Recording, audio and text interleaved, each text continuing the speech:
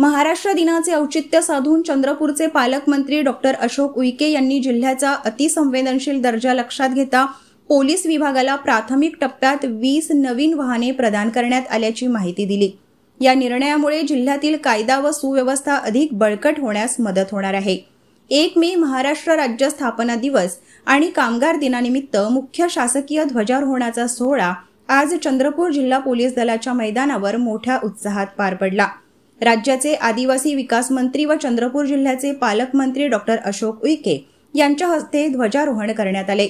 यानंतर पोलीस दलाकडून भव्य पथसंचलन करत मान्यवरांना मानवंदना देण्यात आली। कार्यक्रमात विविध क्षेत्रांमध्ये उल्लेखनीय कामगिरी करणाऱ्या अधिकारी, कर्मचारी व नागरिकांचा सन्मान करण्यात आला। यावेळी आमदार किशोर जोरगेवार, आमदार अडबले, जिल्हाधिकारी विनय गौडा, वरिष्ठ पोलीस अधिकारी तसेच विविध विभागांचे मान्यवर आणि नागरिक मोठ्या संख्येने उपस्थित होते। महाराष्ट्र दिनाचं औचित्य साधून आज आमचा यवतमाळ, आमचा चंद्रपूर जिल्हा अतिशय सेन्सिटिव्ह असल्यामुळे, अतिसंवेदनशील असल्यामुळे पोलीस विभागाला गाड्याची गरज होती। त्यामुळे आज प्राथमिक स्तरावर आम्ही 20 गाड्या त्यांना सुपूर्द केल्या। त्यामुळे सर्व लोकप्रतिनिधीसह त्यांच्या समोर आम्ही हस्तांतर करण्यात आलेलं आहे। खूप खूप धन्यवाद।